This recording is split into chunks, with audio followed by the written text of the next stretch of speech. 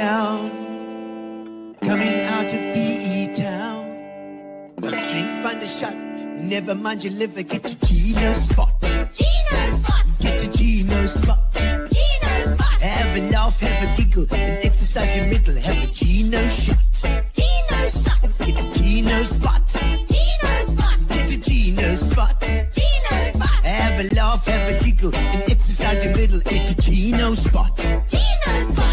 Ladies and gentlemen, welcome to Center Stage. All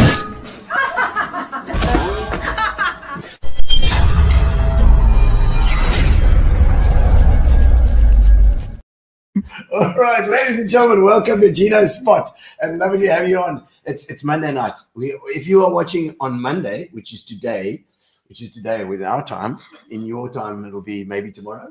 But if you're watching on Monday, we are live. We are very, very much live, and because we are going to be doing a rebroadcast on Tuesday. So if you're watching on Tuesday, you're watching a rebroadcast, but you can still comment. You can still say how's it, and tell me what you're doing, tell me what you're drinking. We are here at Gino's Spot, and I thank you to our sponsors, Fitch and Leeds. As you can see, I've piled them all evenly over here for a bit of, advertising. And we have our guest, Richard Ahlfeldt, with me here straight away. We brought him in straight away. But I have to thank my sponsors before I even speak to you, Richard. Fitch and Leeds, thank you so much to Fitch and Leeds, and also Amobia, who are internet providers who have been with us since the beginning as well. Nicola and the guys. I don't know if have you met them? I haven't. Good chaps, they're good lads. Oh, it's cool. And of course, thank you to you for watching as well. For everybody that's online on this Monday night that might happen to scroll across this tonight. And welcome to Richard Ahlfeldt from Rooftop. Gino. Thank you, Gino. Fantastic to have you here. Thank you. We've had James, and we had Andrew. Andrew left. Yeah, it's only you now. You're the last. We're scraping the bottom of the barrel of the rooftop barrel. Yeah, but I know that you've been there since the beginning, since the inception, haven't you? Yeah, I founded the business with James 2003. Was it 2000? Okay, 2003. 22nd year. Yeah. 22 today. I got the key in the door. Oh, my word. And because I remember talking to James as well, and it'd be nice to get a bit of an update as to what you guys are sort of up to at the moment. Yeah. I know you've done, is it the World Health Organization stuff, eh? That's right. WHO, we've grown our business internationally from a PE-built company now working with clients around the world. Serving organizations like WHO, UNICEF, UNESCO, all these kind of big international development type of organizations. I went into your website today to have it, and wow, it's beautiful. Oh, hey, who did that website? We actually worked with some partners in Italy. So in Italy. It's Italian. Very nice. I could have told you that, Being Italian myself. There's another Gino there. make it beautiful. And it's so beautiful. You go into this website, and then you scrolled in, and you just scroll. It opens up this world. It's cool, just the most beautiful thing. Yeah, I'm glad you like it. But the thing that I did notice from that is that it was joining with partners with a purpose. I think it was, eh? That's what we're about. And NPOs. That's it. I think Rooftop. 22 years. We started in advertising. That's when we met you. We've done some TV adverts together years ago. We did. And we were in marketing and advertising. We grew well nationally. PE is a tough town to do creative industries. But Rooftop persevered. And we had a lucky break. We shot a music video in Namibia. Oh yeah. For UNICEF that ended up going completely viral. Oh man, that's so cool. And as soon as we started working on not to say that advertising is anything bad with advertising, but we just found our niche when we started telling stories that matter. We started working on things that really affected people's lives. We all just came alive. I think it's what we really deeply care about. Yes. And as soon as we started pursuing that, we couldn't stop. You know, my brother's Marco, of course, is into my brother is into AV and stuff as well, and he also said to me just recently again. He said, the best people to work with are the NPOs, the people that are doing something for a purpose, and it just struck a chord now when I saw your website. I saw what you're talking about. I remember James talking about it as well. That's what we're all about. Yeah, it makes such a difference. Yeah, it can make a difference, and there's such a huge need for it. The issues facing the world today are, it's just from mental health to the topics are endless. Actually, it's a privilege actually that we get to do this stuff. Now, just before while we're here, I'm gonna actually just throw a little line into your history, because that's what we do on Gino Spot. We find out where you came from, where were you born, where did you start out? PE, born and bred. And Ahlfeldt, a proper Ahlfeldt doing his thing. That's it. Born and bred. That's it. Yeah, born and bred. Parents were born. Father was born in PE. Mother was born in Bloemfontein. Okay. But they met in Pearson. Oh, they went to Pearson together. Love PE. It is a beautiful town. Yeah. But I mean, and then junior school. Clary's. Did you go to pre-primary? Go on. Where? Pre-primary. Yeah. It doesn't exist anymore. Whoa. It was a place. It was a place called Kingston. I don't Kingston. know. It was a main road warmer. It was like Kingston town. It was amazing. I'm trying to remember. Great. I remember it was it was one of the feeder schools into Clarendon. I did primary school there, and then I did Harvestville High School. Okay. Primary school at Clarendon. I was also there. Yeah. Great school. Great school. Amazing school. Was that with Regan? Mr. Regan. Yeah. Regan, not Loans. Regan. Yeah. Regan and Mr. Fairs. Now my screen's gone blank. Don't worry about it. We don't actually need it. We don't actually need it for us. It's probably that. There's a switch underneath. You probably need to do that. These TVs that I've got sometimes go on the fritz. Technology. We were just talking about that. No. This industry. It's unbelievable how these especially with streaming, and I'm sure that you guys must have had the same issues when you started as well. But now so you high school at Harvest. That's right. Then went to NMU. Okay, NMU. What did you study there? I studied a BCom in marketing and accounting. But we had started Rooftop already in my second year. Halfway through the second year, so I went part-time. Then the business actually really grew quickly from the beginning. The part-time thing didn't actually work. I didn't finish the degree. I had to choose Roofs. It was kind of kind of taking off from. Was that 20? You said at 20, so then you would have been 2 years in. On the third year, in your third year. Your third year. Yeah. And you would have got the degree.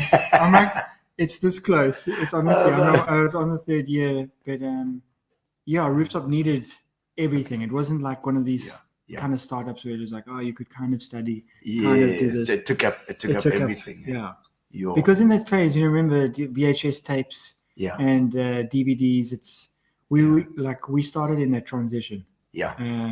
And we were one of the first people to really start in a digital video production and content creation. So it actually took off at an era where most of the competitors weren't necessarily on that digital path yet. Okay. Of course, around 2003, 2004. It was all VHS at the beginning. But I think it was one of those things, right time at the right place type of starts, with like a very digital mindset of like coming in and using new technology to do things that were not being done at the time. So we didn't really know that when we were starting Rooftop. It wasn't like, we're going to start this majorly innovative thing in PE. It was more like we loved video.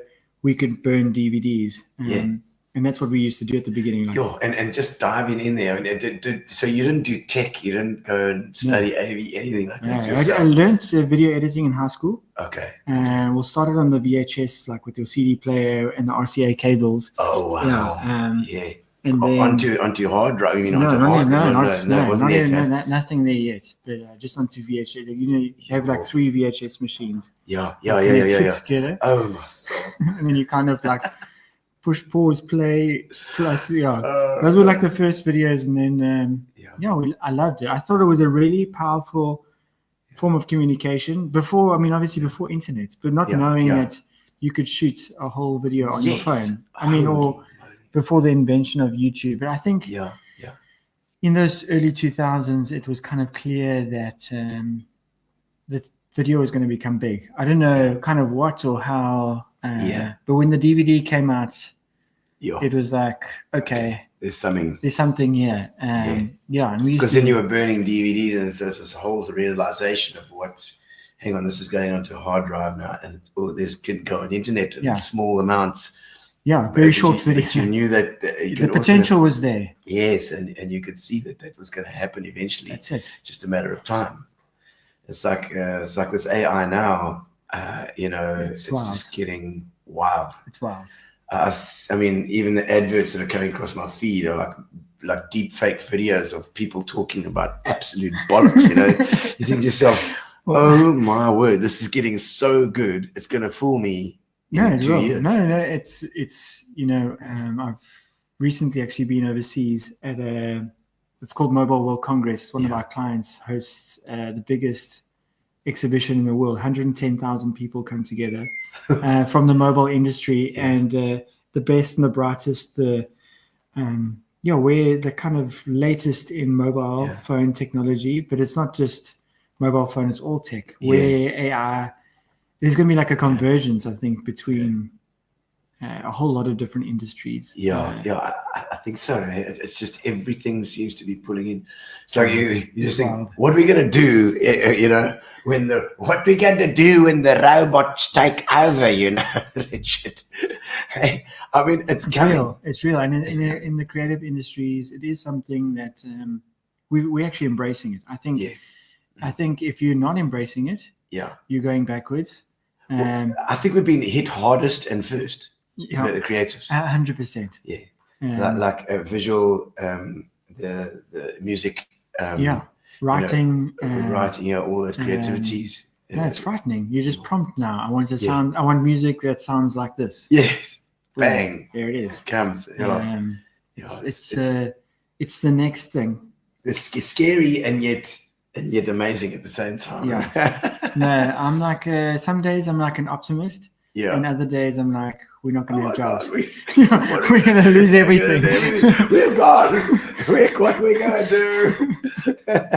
No, it's scary. It is. Is there any way of? There's no way of future-proofing businesses like this sort of thing. At the moment, it must be done. And the only hope that I hold is that people need people. That's it. You need this.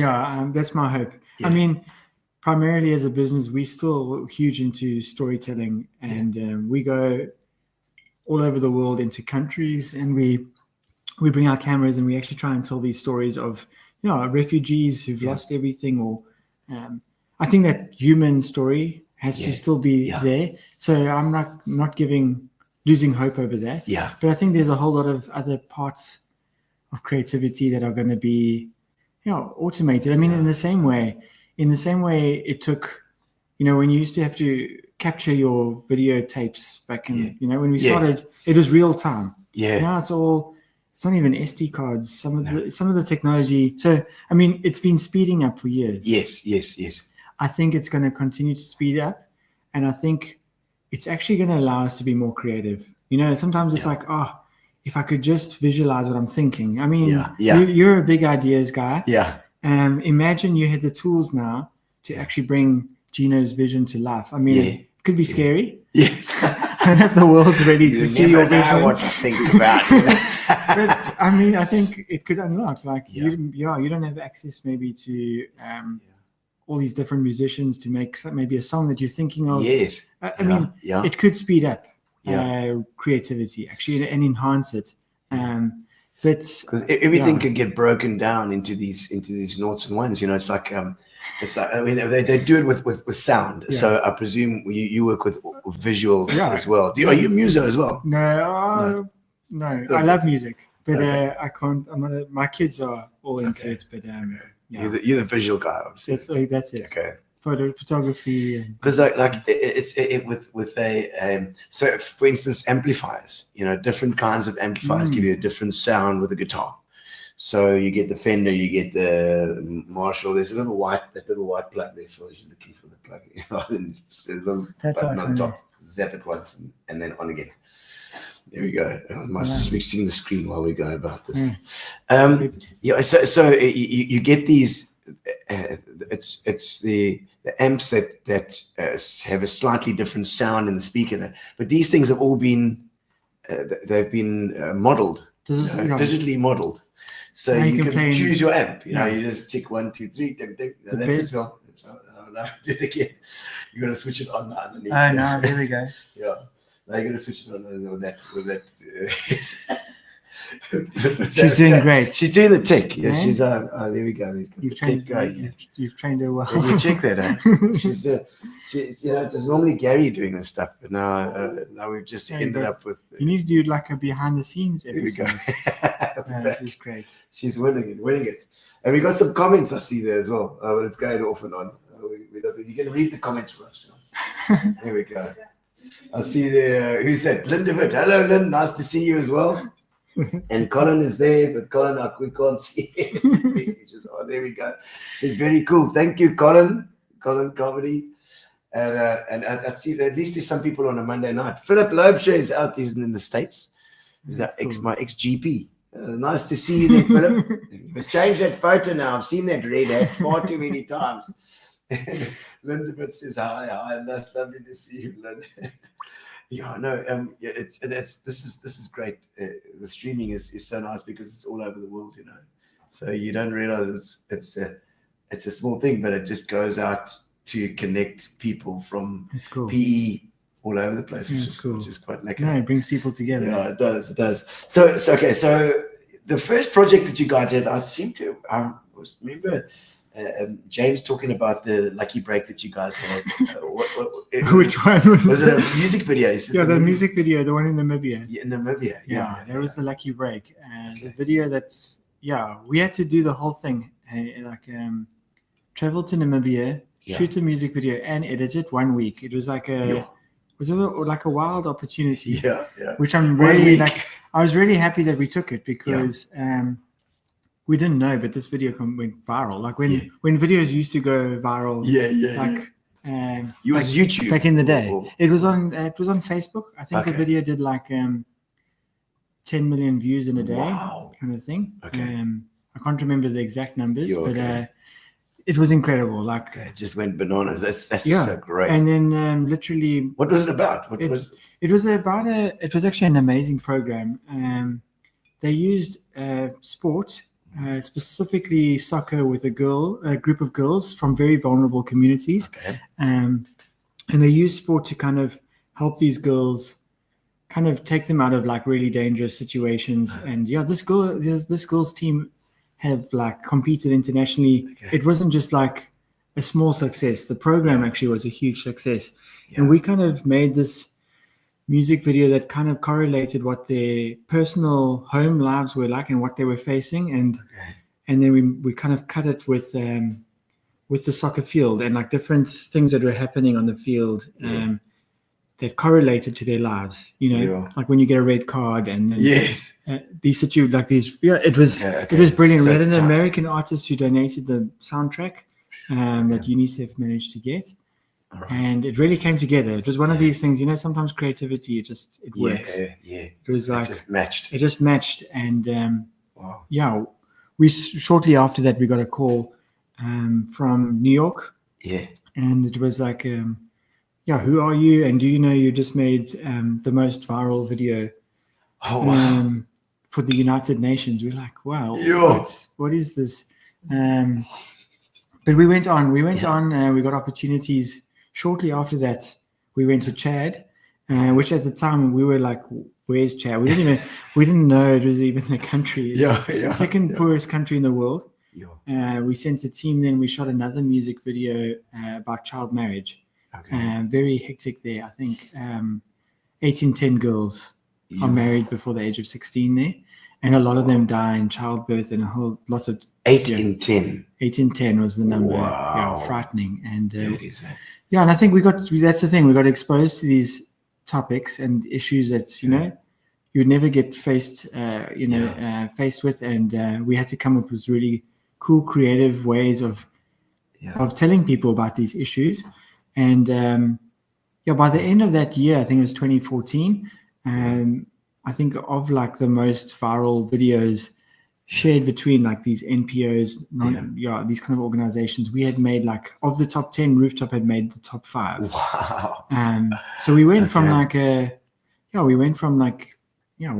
we were very small back then in PE to this international organizations, and the company just we had like we expanded. So you have to get new people in. They got budgets coming in. They said, listen, we've got this much budget to do this. Now can you do it? Do this? Yeah, we can do it. Absolutely. That's it. And especially on these kind of topics. Like, I mean, some years we went to as many as like 38 countries a year. It sounds glamorous, but it's also really tough. I think working in the field. Yes. So many rooftoppers have really poured their lives into making these kind of things. What is your sort of field in? So what is your thing when you're doing these things? When you got a project? Yeah. What is your favorite thing to be involved in? I'm an ideas concept type of person. Like I naturally get drawn towards the concepts that we develop. But I'm more on the client side. I love the relationship. I build like the strategic relationships with clients. It's more like partnering, because I think it's it always takes two, the client and Rooftop, to develop and work together. I like that stage. I like the stage of the kind of coming together, developing the project, coming up with the ideas, and then actually like enabling creatives. Yeah. I mean, at the beginning, you're a bit of a different thinker then as well. Yeah. Oh, absolutely. Like left field. I like the creative. I mean, I started as like the first editor, the first video. Okay. I can edit, I can make a video, but I think later in the process, when I started realizing that other guys were brilliant, better than me, I was like, I actually get a thrill out of watching other people. So you can produce or direct kind of thing as well. You hover around this. How about this? And then they make it happen. They can make it happen. They say, "Bugger off, Richard." Exactly. I think I'm like a big bounce board for all the guys who are busy working on projects. Yeah. But I like this giving that strategic direction. Yes. Get to know the workflow. You get to know how they do things and who's good at what as well. That's it. And then seeing them. You've always got to be challenged as a creative. I think creativity isn't something that you don't grow as a creative if you're not challenged. So challenging guys, finding what they're good at, putting them in the deep end. Yes. It is like that's probably like the joy of the work. It's like seeing guys grow and become something. So they kind of you mentor them as love well. It. I absolutely love it. Are there a lot of new guys? Are they coming from what's Old Technicon, NMU now as well? Yeah, these days, I mean, kids are learning media at school. Yeah. It's like a lot of self-taught. Some of the best rooftoppers have never studied media. It's just a natural eye and natural talent. It's a gift, I think. But we have an office in Cape Town as well. I think a lot of creative talent, unfortunately, I think has moved out of PE. But I think where we can harness creatives, but to be honest, we try and develop and find people wherever we can find talent. And I mean, PE is full of it.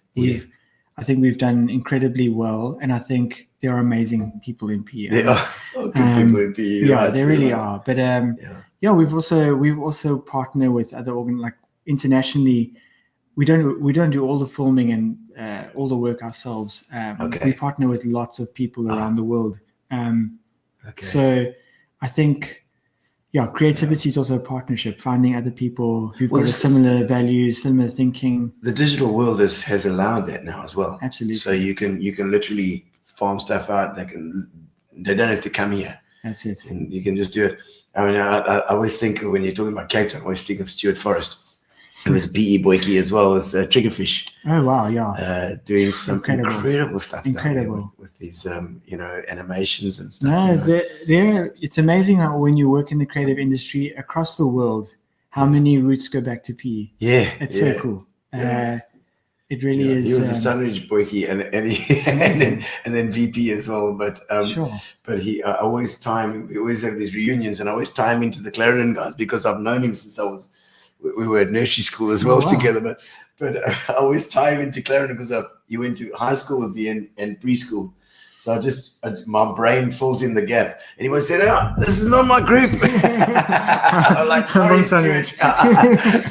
Put you on the Clarendon group again. But PE people, it's true that it's a special bunch, But I mean, I'm interested. So from your side, I mean, when did this sort of come about that you started editing stuff? So I mean, it started in high school.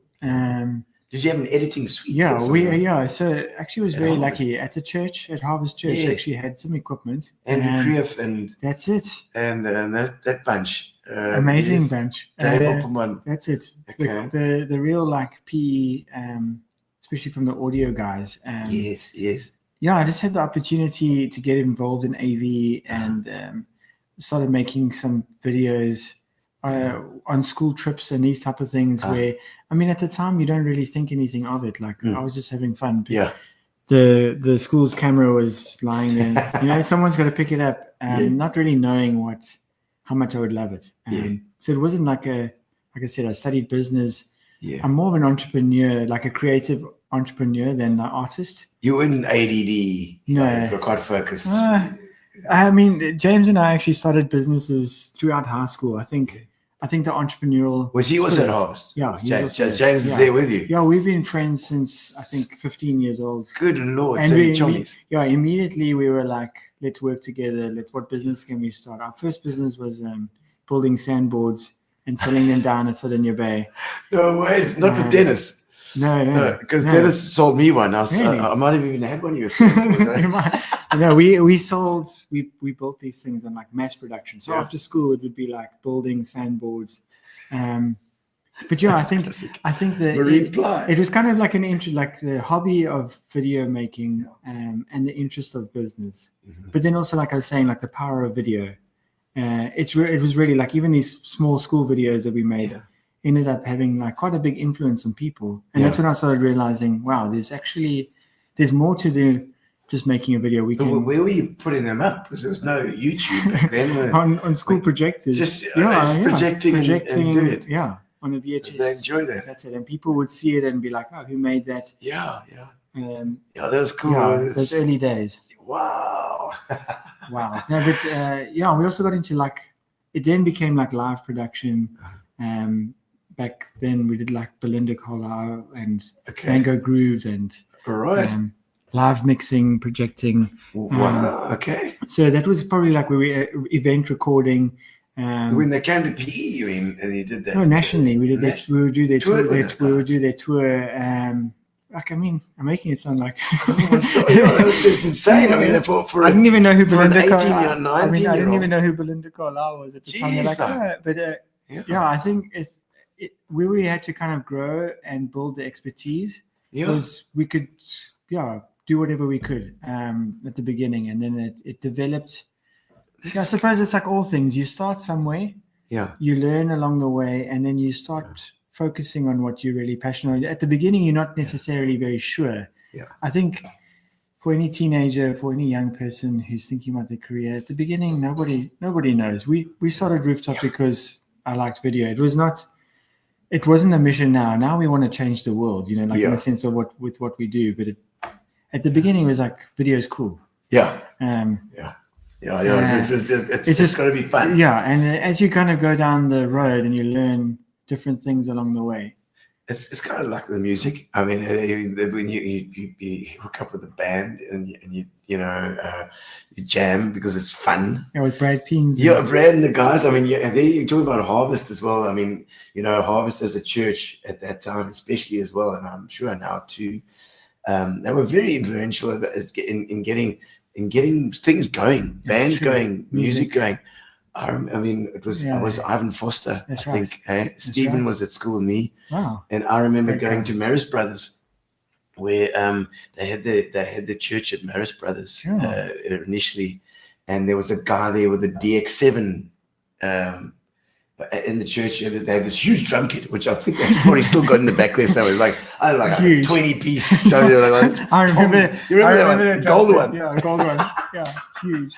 And I was just like, oh my God, this is the biggest drum kit I've ever seen in my life. With Dwayne Creef. Yes, Dwayne, I'm sure had a go at that. But this was like, I don't know if Dwayne was even born yet. But we went to Maris and there's this guy with this beautiful keyboard, which was like the, DX7 was the Roland. It was the keyboard to use internationally. Was it Andrew Creef? No, it wasn't. I don't know who it was. I can't remember the guy's name. But I jammed with him with the drums, and so it was like just allowed you to. They allowed you to do that, which was cool. And then of course with Brad and Ashton Gardner. I mean, talking about all the musos that would come out of there. Amazing, Lung Butter. Yeah, that's it. Yeah, Benjamin Gates. Yes, Benjamin Gates. No, that was the scene, and that's kind of the scene I grew. That's the scene I grew up with, in a sense of the music scene that was happening, and then getting involved in the AV and and helping in that way because everything was creative. That's it. It was like getting together and writing your own stuff. Yeah, then you needed to project. Like projectors were cool. But I mean, when it first came out, it was huge. Even if you had like one camera angle the whole time, it doesn't cool. matter. It doesn't matter. It's still cool. You can still edit it. Exactly. No. And it must have been quite a schlep back then too. I'm sure. Huge. No, the memories are crazy. Like rolling up cables and technology has progressed. I mean, I think that's probably the exciting thing is the last 20 years. It's like we've had to reinvent ourselves with technology. How many times? How many times over? Now again, like we're talking about AI. I think that's probably the I don't know. A lot of people don't understand the creative industry, but it's actually so dynamic that if you're not like reinventing yourself, like a musicer who used to sell CDs, I mean, they don't exist anymore, or a Kodak. It's kind of like you have to evolve or die. Scenario. You have to. Hey? I mean, it was such a relatively short space of time. It's just changed so many times. When I started my music, it was records, and then it's quite a thing to do a record, like huge, a lot of money, a lot of mission, and then CDs came, and CDs was like, it was ADATs first, wasn't it? DAT machines, mini discs, and there was this whole a whole bunch of stuff in between that everybody was choosing this or choosing that, but we knew it was changing, and then from then to Napster. And MP3s. Then you change all your music to MP3, and then you delete all the other stuff, and you're like, "Oh, I shouldn't have done that." Like, it's true. Quality's terrible now, but we haven't got it anymore. People didn't even know there was a quality difference. And now, I mean, Spotify. The quality's no problem, man. It's incredible. But what bugs me is the lost works. Like in those days. I know, it's crazy. And if you think about it now from home, what it has done is it's created everyone as a creator. What was really exclusive years ago, and I mean, I suppose this is something, again, you'd have to embrace, like people have to embrace this. Now anyone can make music. Anyone can be a video creator, which was like, I mean, our first cameras were, the prices we used to pay for everything was so expensive. Now, everyone's on a phone. Exactly. Well, some of our most successful videos online now, we recently did like a drowning prevention day campaign for the World Health Organization, because it's still like one of the top deaths for kids. Out of all the content that we did for this campaign, there was a mother who shared her story about how she lost a child. She filmed it on her mobile phone, and this video did so well. So I think you've also got to just adapt. You got to think differently. It's about what having you it all capture perfect, as opposed to how you capture it. Sometimes, I mean, it helps to have the right stuff at the right time and everything. But like in a situation like that, it's the content that's actually the 100% thing. Hey, that's the thing. Yeah, and I mean, so you get a project now. Who's the go-to guy at Rooftop? Like here's a guy from wherever it's gonna be. He's coming from. Oh, it's from become Europe. so complicated now. In some ways, like it's like we've got different teams. We've got we do so many different things from from campaigning. We've moved just from like video production into like a whole like it's a full thing. It's now. a full thing. Like we service customers and we did like develop their solutions for them and help them with their communication strategies, kind of like end to end, kind of. Right. Okay. So it's almost like you've taken on almost like an advertising. Well, it's advertising, but you say you're doing it with NPOs and things like that. And so we call it like more advocacy. It's like we're advocacy. We're trying to raise awareness on issues. Okay. So it could be plastics in the ocean. It could be any of these topics. And then we're trying to help these voices that don't get heard. And how can we make it? What are the concepts that will unlock it? What are the graphic design? How do we position this? The tagline, like you said, instead of it being advertising agency, but it's for this sector. Something else, This kind of work, I absolutely love it. I must say, like these challenges that the world faces, it's so stimulating. Yeah. But depending on what the client wants now, it'll be bringing it to the right team. Yeah. Because we've got like about 5 teams within Rooftop, all specializing in different areas. Some projects, everybody's on board. Yeah. Some projects, maybe it's just maybe the client just needs some really good social media strategy or so they're going to that little block, that block. And we've got we've got a great leadership team, we've got great creatives, and then they'll start the process and eventually we'll identify the skills within Rooftop or with other partners and freelancers and other people, and then we'll develop the project from there. So you at the moment you're probably more relationships with the clients as well. That's it. So you the guys that makes the client feel, everything's going to be Richard's organized. It's going to be fine. 100%. I thought everything was buggered. I thought we were totally gone, but Richard said it's going to be fine. That's it. It's like there's like a huge engine room.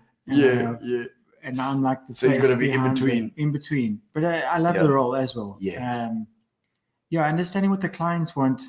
I mean, obviously, creative, like it's like any creative industry, or a lot of people don't know what they want. In the first place, even if they want a kitchen or redesign a bathroom or they need to be guided. People, when it starts coming, like, what are we going to do? How are we going to do it? So a lot of my time is just spent listening to what. Well, with so many projects, you get that experience to be able to do that. And you almost know what that person wants. And they walk through the door, you're like, I know what they want.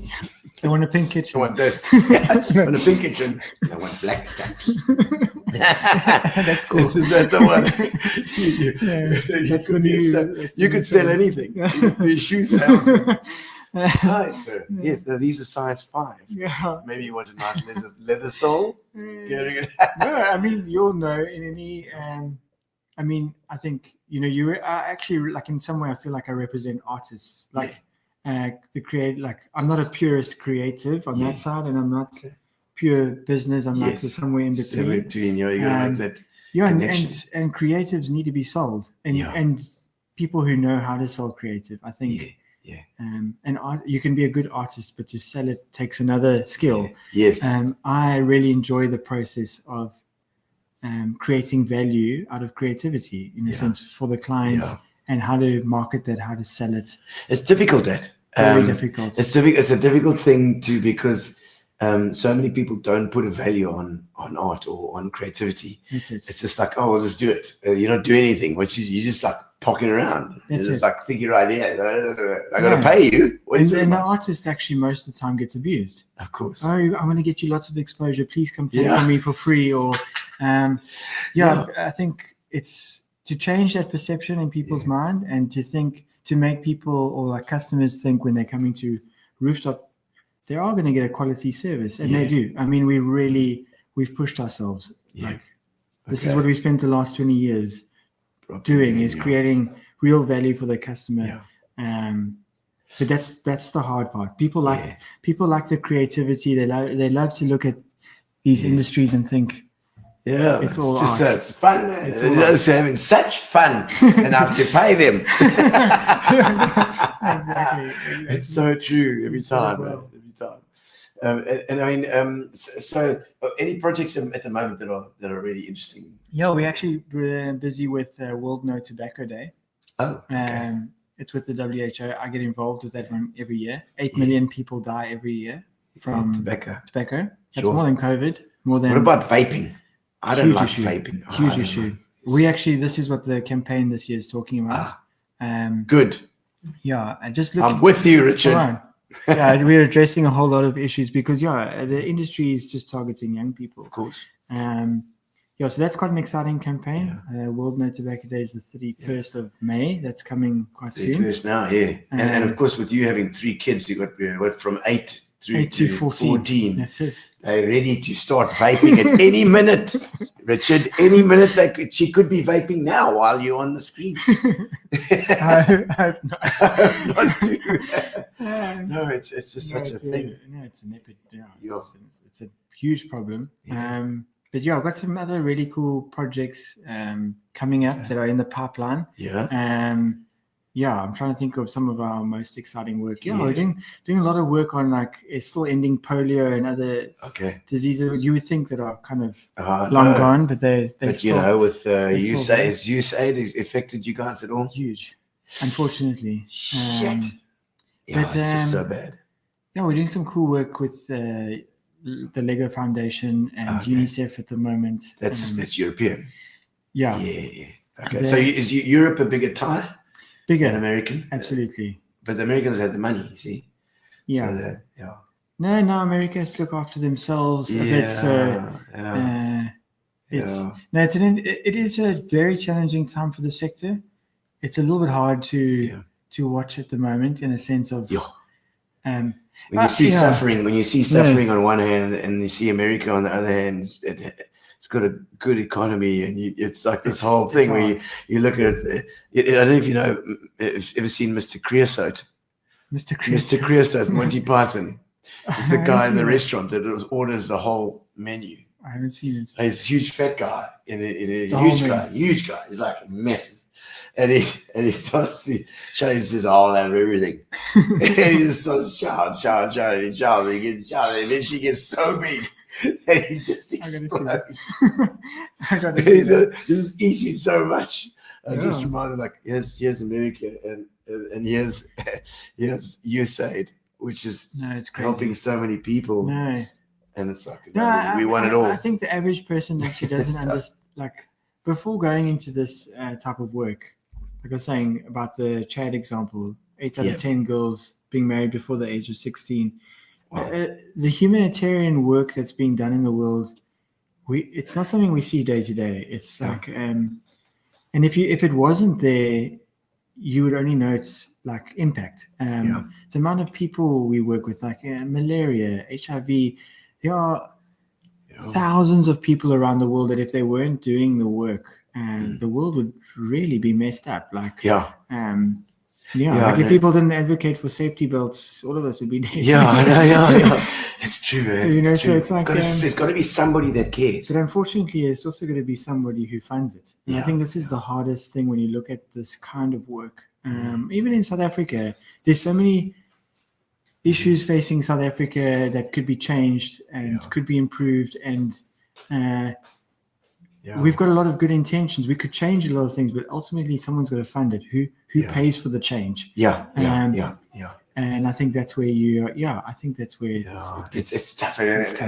Because you're right. You have to have that funding coming, and it's got to be sort of philanthropy or almost, for this sort of thing. NPOs, that's what they are. They are filled with people with huge hearts and huge amount of generosity, but they have to be. You have to have the funding as well. No, this USAID thing is just. I mean, I sat on the board of Isitimbiso's Babies Home for 10 years. Okay. And you would think a baby's home. This is for society's most vulnerable children. Abandoned children. Funding and getting funding for a baby's home is tough. And then you talk to other people in PE across the country. Funding fundraising for tough charities, it's hugely it's tough. pulling teeth. Yeah, it is. It is. Absolutely. It's It's the first really- thing that goes. It's hectic. Like you're saying as well, they withdraw funding and you don't hear about it. No. You won't hear about it because those people they'll somehow have a tougher life, Yeah, they will. but they'll somehow Yeah. get along. And it's so unfair No, it is. because they've got no voice then. It just takes away their voice completely, No. you know. Oh, I mean, it's there's just tough. actually, and I mean, I think that was the realization when we started working in this field. Yeah. I mean, we even use that word as like giving voice to the voiceless. Yeah. Because it is like the only mechanism in social media and talking Yeah. about creating awareness on these issues. It's the only way that person who, I mean, and that's the thing. It's not like people choose No. wars, and you know, when you've got refugees and you've got Yeah. we actually did an amazing piece recently working with a production crew in Ukraine on the front lines of the Ukraine war there. Okay. And there's a doctor who goes out and helps Ukrainian people who are still living in these areas. She's amazing, like a GP. And we went in there and I told her story. It's a powerful story of what she's doing. Yeah. And making a huge difference in people's lives. But that's the thing, her voice as a medical professional, it doesn't get heard unless we tell that story and make sure that it gets out there. So amplify it a bit. That's just it. to get it out. Absolutely. Once people see it and they relate to it, then things start to happen, I suppose. And we're all human. Yeah. We all got, you know, that's, I think, like, I mean, some of our work gets played at like world leaders, you know, like a policy, like a big meeting with heads of state, and other videos get played on social media. But I always say, like, you know, everyone's a father, everyone's a brother. We all connected. Yes. Human beings, you know, and if you can connect humans with humans and get that story told, that's the opportunity. You might not care about child marriage. We don't have the crisis of child marriage in South Africa. But you might watch a story and be like, whoa, okay, I care about that child. I care about, imagine that was your daughter. Yes, that of course. you know, and then people's hearts change. Especially if you've got kids. Once you've had kids, things change, eh? Big time. You were very selfish before you had a child, Richard. I know. You know. Because I was too. You always think about yourself, and all of a sudden you have children, and it's like, you don't matter anymore. Not a chance. It's so not true. about you anymore. I mean, it's actually why UNICEF continues to be our biggest client. I think that's always like when it happens to children, it really breaks your heart. Yeah, definitely. It's like they can do nothing really to defend themselves. Yeah. They're just, it's just so innocent, so vulnerable. Yeah. It's true. Wow. So I like it. So you're definitely, because you're quieter than James, you know. So you, but you got away with people. I can see it. I can see you got away of doing things. Are you the one that schmuggles stuff out of other people? That's it. Send Richard in. He'll get it for you. These guys are refusing to pay. Send Richard. The checks just hit the count. I think James and I make a great partnership. Yeah. We actually, I mean, I think that was probably one of the best decisions as a young person was actually partnering with James. Okay. We're very similar, but we're extremely different. And we match each other's strengths and weaknesses. Is he the risk taker? Or you? Well, you know, it's weird. I think we always play like devil's advocates. Okay, with each other. If I've got my foot on the gas, he's got the brakes. Oh, is it? And if it's vice versa, it's kind of like it's funny how we change those roles. Yes. We balance the partnership out. Do you ever want to blossom each other? Oh yeah, and we have. I think there's a fight. if you do work with your best friend, I mean, people often say, "What's it? The fastest sinking ship." There's a ship. Is a fastest sinking ship is a partnership. Yes. And doing business with your best friend can be very challenging. Yeah. But I think because we blossom each other and we're willing to be honest. Yeah. We've got each other's backs, but we also, I mean, truthfully, we didn't start to make money. I mean, we started with friendship, and this was fun. Yeah. So I think I think when you start businesses with different intentions, I mean, I could talk a lot about business partnerships. Yeah. Because I think there's a lot that people can do to set them on the right course. Yeah. What do you say? Like what give some advice? Somebody starting a partnership out there. Yeah, I think you got to have more reasons than making money. I think money can blind people.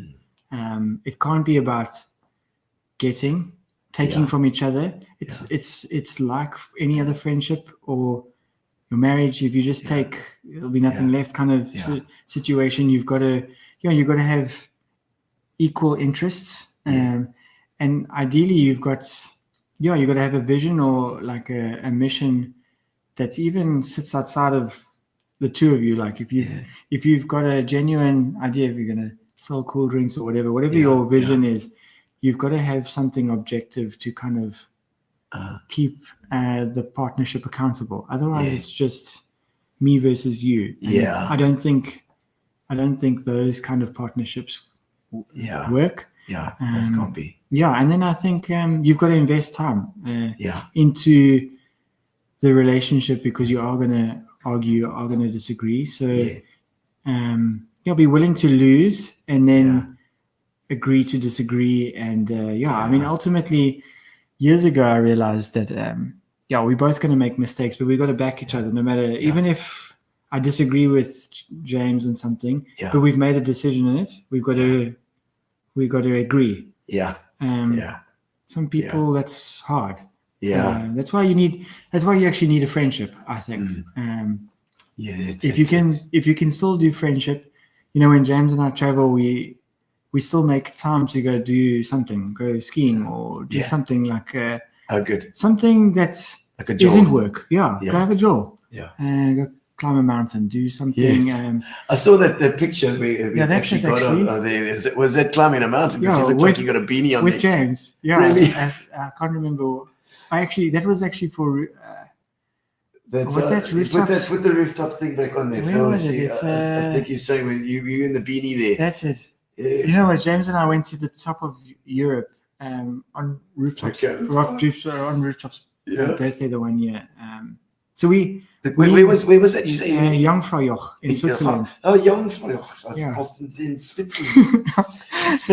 Like the what is it? The Matterhorn and that's it. It's close to that area. There's Jungfrau. Yeah. Yeah, very cool. Okay. Wow. Klein Schneidig. So you went to Klein Schneidig. Yeah. That sounds like it's a very cool place. If you ever go to Europe, world's highest train station. Really? And then you kind of go through a lift that's in the middle of the mountain, and you go to I think it's the second highest peak in Europe. They call it the top of Europe. But we Klein Schneidig. That's the last train station before the top of the mountain. Okay. Oh wow. Yeah. That was a bit of a jolt. That's it. That kind of thing. Yeah, make it fun. Yeah. Make work fun. Like, it's so important. Life's too short to be miserable and fighting with people. Yes, of course. Of course, you're right. Mm-hmm. And so you're 41 at the moment, which is quite young. I still feel like I wish I was maybe 41. It was great. 40s is great, eh? I'll tell you what. I'm still kind of getting my head around it. Still looking at 30s was all right. Yeah, I'm still holding on to my 30s. No. I'm ready to transition. The 40s are much better than the 30s for me. Cool. I loved it. No, I'm enjoying my kids and I am enjoying the phase of life. It's cool. I think these are the golden years. Yeah. I'm aware of that. Definitely. It's your golden, especially in your 40s where your body is still saying, right, we can go for this. Whereas now at 54, 55 this year, my body's telling me to bugger right off.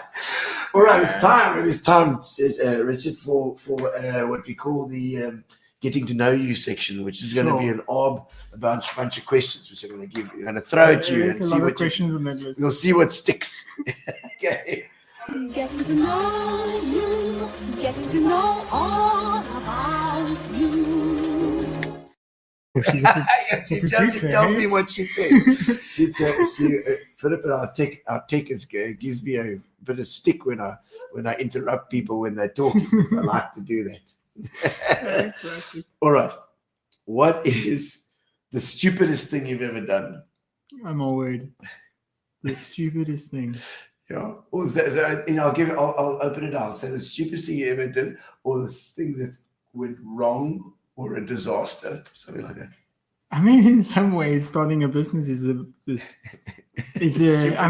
a way, it's like, it's the best and the most, especially when you're 19 years old and you start the business, and you don't know what you're doing. I mean, I've done many stupid things. I've no one teaches you how to do business, and we did crazy things that you shouldn't have done. We almost went bankrupt 3 times in the beginning because we just didn't know better.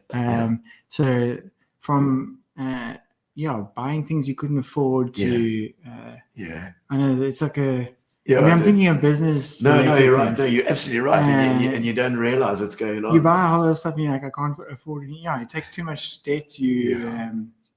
Mom, how much have you got? I promise I'll pay you back. I promise. Wild.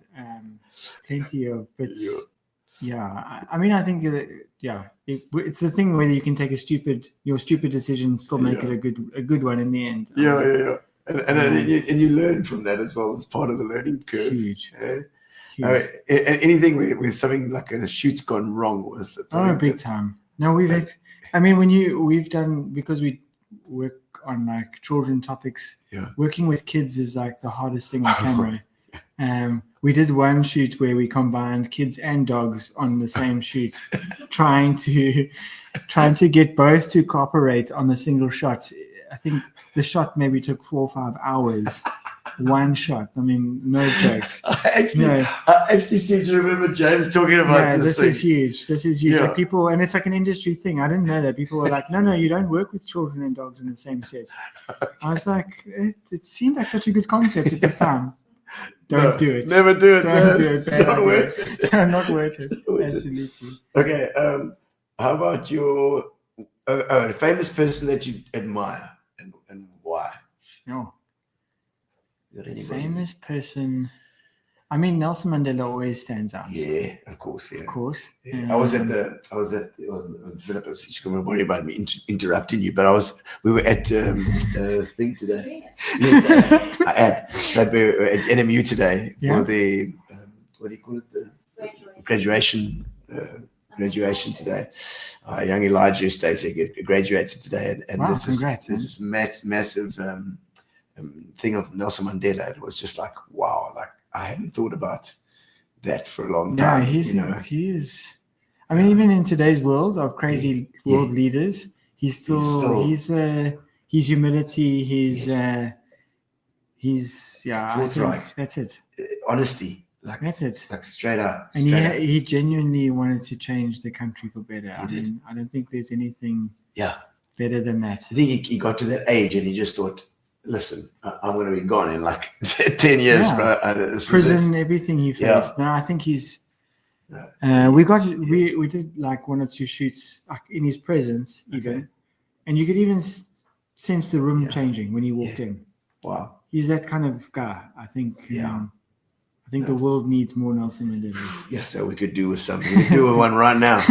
Bring it on, baby. Okay, the most important thing that you want your kids to know. How about that? Sure. Other than not vaping. I think it's to do what you love. I know it sounds... It sounds... I often reflect on it because that's what I pursued after school. My dad actually lost his business while I was in high school. Wow. Had a really profound effect on my teenage years. And I think through that experience, I was like, life's too short to not do what you love. Yes. I often reflect on that. I'd rather have had a parent that loved what they did than just do a job for the sake of doing it. There's a lot of reasons why we work, and not all work is great. I'm making it sound like working at Rooftop is amazing, and it is amazing, but it's also hard. Yes. It has very tough days, but the key is that you love what you do. You've been doing this for 5 years. Amazing. But I think that goes a long way. It goes so much further than just choosing a job because it makes money, or there's a lot of things you could do in your life for a lot of different reasons, but I think you've got to love it. And if you go down the path of pursuing what you love, I want my kids to know that if they want it to be, they can be anything they want, as long as they love it. Do you think part of it is your own psyche? In other words, your own thing, like it's glass half full positivity thing, because like you, I mean, with a job, you find the things in that job that you like, and you focus on those. Especially if you love the work, you'll always find reasons to love it. Of course, yes, you would. You will be optimistic. You'll fight for it. And that's what if you're passionate. I have very rarely. I mean, I've only been working for 22 years, but I've never met someone that's passionate, loves what they do, and fail. I'm yet to see it, because I think any job could be amazing, but as long as it's also your relationships. It's the same thing. You know, you choose somebody that you love, but you also see the good in them, and you see that good part in them. I think 100%. You commit. You commit, and therefore you commit, because you look. There's a goal at the end. That's it. You'll get those nice things. That's it. And you'll build those good things. I think it probably applies to absolutely everything. It's true. Love is the key ingredient. I think that's the one. That's the one. Okay, the most spontaneous thing that you've ever done. Oh man. Oh, what question? I'm trying to think. I'm not that spontaneous. You're not. I'm like really. I was saying to you at the beginning, like, James, is he boring, James? I'm not that spontaneous. I mean, like going on holidays last minute, or changing like travel plans to go do something like amazing. Like I've done stuff like that. Like on the last minute, changed like a complete travel plan to go skiing somewhere or something. I love skiing. That's it's great, eh? Oh, I love it. I did ski twice in my life as well. Oh, love it. No, so fast. I was taught by a Scottish guy, and I got hooked. He told terrible cheese jokes. If James is listening, he'll remember cheese jokes. Jokes. No, really. Scottish guy who could tell cheese jokes. Oh my word, it was brilliant. Okay. But I mean, spontaneous, probably not too much on my character. Okay. You like your preferred plan. I'm planned. Like I say, is it Ingrid your wife? Yes. Is Ingrid? Does she know? Does she know? She'll probably knows. Put it up She also doesn't like it if I'm like spontaneous. All right. I'm like the slow and. But she's a Tutoy. She should be the most spontaneous of all. You know. Those Tutoys, Dorian. He's Richard's family is family of Dorian, the great Dorian. The great Dorian. And Megan, of course. The Fire Club. Megan, I absolutely love Megan too. Yeah, she's amazing. And we've been working with her with the show. She's just so full of beans. No, she's amazing. Yeah. She's so the toy thing is like full of beans. Yeah, and I suppose I married the planner. The planner. I like she's that. serious as well. She got all that stuff there. Yeah, that's good. Absolutely. That's good. Absolutely. Okay, what's your biggest strength? Oh my word, strength. Oh geez, you're asking some big questions here. Yeah. I think it's my passion, like what I love doing. I think it goes a long way when you nurture what you love. It's probably my biggest strength. I love people. I'm a strong relationship builder, and I do genuinely try and find ways to connect with people. Creating those connections, probably somewhere there. That's what going into the next one is saying what inspires you, and I think that's probably is Jackie, for what you're telling me tonight. It sounds like the people. That's it. The connections, the people connections that inspire you. 100%. Going 100%. Totally driven on that. And that's what, and it's now part of your job, which is great. Which is connecting those two. So keep those relationships going, because we need the money to keep coming in as well, Richard. All right, let's do two more to finish up. What your first celebrity crush? Oh, weird. Linda Carlisle. Who is that? Oh man. Oh.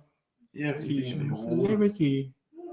Oh man, that's like I can't even remember. Or somebody that inspired you early on, like your Inspired. favorite. Yeah. Geesh, it sounds. Like music, that I mean, if it's someone in film or someone in music. Yeah, I mean George Lucas. Oh yeah, You know, big Star Wars fan. Yeah, and I think these guys that have like, he's not just Star Wars. I mean, he reshaped film. Okay. Well, sorry, I thought he was just Star Wars.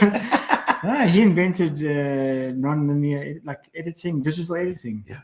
He invented that. Okay. In visual effects and almost any modern day movie technique was his doing invention. Very cool. Teaching me things, yeah. I know he was. I mean, Star Wars was like pushing the boundaries of everything. Yeah, and he. So yeah. Yeah, I think. There's so many different. That aged look of all the things in Star Wars. It's like it's like a they've been used. It's cool. Hey, how cool is that? No, I think lots of like between music, film, lots. Yeah. Okay. Maybe one doesn't really like stand out as like the biggest. Okay. All right. I don't know why. I can't really George remember. Lucas were you into like the early computers then as well? Big time. It's like the ZX Spectrums. No, huge. That was VIC-20s or whatever. It was probably like actually where the first interest is in computers, and then when computers and media. What was your first PC? 386. 386. Yeah. That was a DX266. DX4100. Oh, DX4100. Oh, God. I had a 266. That was 20 meg hard drive. Wow. Yeah, that was crazy. You have to change your floppy disks when you want to play a different game. You have to like reinstall your whole computer. That's where I started. Wow. Crazy. Yeah. And Doom. Hey? Yeah. Hey? We played Doom. I played Doom. And Wolfenstein. Wolfenstein as well. The first. Wow. You've seen the new Wolfenstein? I haven't. It's amazing. The Germans won the war. They talk about the Germans winning the war, and then you're in America, and it's like I haven't seen it. Whole flipping. It's funny, Nazi rallies going on. My word, it's crazy. It's crazy.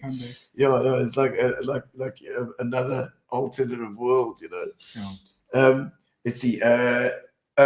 Your nostalgia. What gives you nostalgia? Do you enjoy a bit of nostalgia? Yeah, I do. I think there's a lot of like the 80s sitcoms. I think if you grew up in the 80s television era, which is like we were the first kids to be like plonked in front of the TV. Yeah, we just all watched the same thing. I loved it.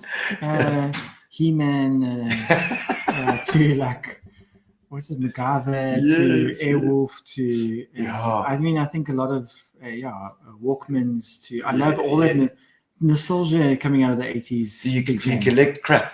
I do. Does he collect crap? Not too much. I mean, I try and throw stuff away. An old camera. I can't throw this away. I keep that. Okay. No, I've kept the first computer, like this iMac. Oh, like these old, the old, beautiful shape. I've kept it. Like behind you, there's the Weltron. You see, that's my crap. That I keep. Yeah, I've got a lot of memorabilia. Yeah. My first DVD writer, the first hard drives. I've kept a lot of stuff. Spouses said, "Get this crap out of the river. I can't handle it anymore." I actually keep it at Rooftop in some story. She's fortunately. I'm gonna tell James. He's gonna clear out that room. No, he loves James is sentimental. He'll never throw that stuff away. If he's listening. One thing I have noticed as well, also on your site, you spoke about the fact that you guys are off the grid. Yeah. And low carbon emission. And I see that place in Villiers Road with all those beautiful solar panels on the top. Man, it's cool, hey? It turns me on. That's good stuff. Yeah. You can't be passionate about the climate if you don't. You got to walk the talk. Yes. No, yes. I love solar. Fantastic. It's cool. It's magic. All right, one more. Let's pick out one. What's the most high risk, low reward thing you've ever done? Sure. Actually, we invested in a film. Yeah. It's Rooftop. And I mean, it's quite a big film. It was like, and we actually shot it in French as well. We made it so hard for ourselves. We shot a we shot a full feature film, and we did it in French. We did it on the child marriage topic, and we shot it like just after COVID with all those regulations and everything. Okay. And I mean, how do you cast a French cast in Port Elizabeth? How do you, I mean, the obstacles, the challenges. I don't know if the Collins brothers, Tom and James Collins, directors at Rooftop. I think it was sheer determination that went for this, and we invested everything, like high risks. Really, really high risk. I mean, I don't think we thought we were going to make money from it. There wasn't the intention. But, so that was a low reward, but it was. It was the rewards weren't like there's nothing tangible. Nothing. We got nothing to show for it. But I mean, it the one thing that was cool is that it did get to premiere in New York on Times Square at a theater there. I got to go to New York to the premiere of the film, which was really cool. But sometimes you do things and you think we're gonna risk big and it's gonna be huge. And, it wasn't. It wasn't. Well, I'm waiting for it still. Yeah, maybe it'll catch a second wave. You never know. It's available on Amazon if you want to watch it. Oh, Richard. It's on Amazon Prime. It's called Valiant. Valiant. Valiant. Valiant. Just Valiant. It's available on Amazon. You can watch it. Excellent. I'm going to go to Prime. We've got Prime. I think it's English subtitled. Oh, good. So you can watch it. I'm going to watch that now, just because you said that. It'll give you some reward. Thank you. I hope it makes your heart feel nice and warm. I hope you cry. My God. No, it's a powerful story. Then when you watch it, just think it was filmed in the Eastern Cape. A French film. That's amazing. Cool. And what you guys are doing for the Eastern Cape is amazing. We're so proud. I'm always proud of Rooftop. I love what you guys are doing, and the way that you throw yourselves into it every time. There's no other way. There's no other way. Yeah, it's true. Get your head down and go to work. You go. 100%. Yeah, and the next finally, just anything that you're going to be doing now in the future that you're looking forward to. I mean, we're talking about the future's looking pretty wild in the world. Yeah. Sure. Yeah, I had a lot of dreams and aspirations for the year. I think it's I'm very challenged at the moment. You're asking that question. A super challenging time. Okay, so but it's a time then that you guys are going to do some pivoting as well. Yeah. If it's not AI, it's USAID. It's politics. It's other things. Politics. I think it's a time to, especially if it's NPOs, you're going to have to sit tight and weather the storm a bit. I mean, that's it. Yeah, it's true. Yeah, if you're following the news, it's tough. Yeah, taking each day as it comes at the moment. Yeah. But I am excited about the future. Yeah. I think there's always opportunity to make impact and definitely make a difference in people. Like, our vision is still the vision, and I'm still pumped about it. For sure.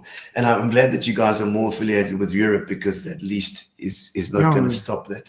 We're lucky. It is. And so, best of luck for your projects coming. Right, and also with the family. They're heading into teenagerhood. That's the real full-time job there. Yeah, for sure. Absolutely.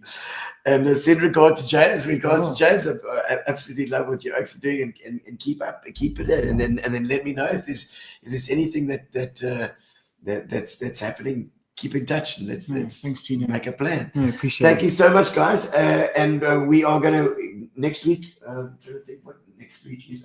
It's Adrian Gardner is coming on next week. Wow! Because his book is done. I believe his book is finished with Dean Allen, and so Adrian and Dean are going to be on the show next week doing the book. That's amazing. Then we'll see what happens there with these.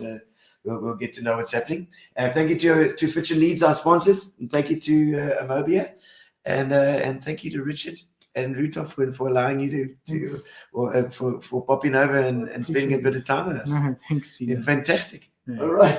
We'll see you next week, guys. Woo! Relax, sit down. Coming out of PE town.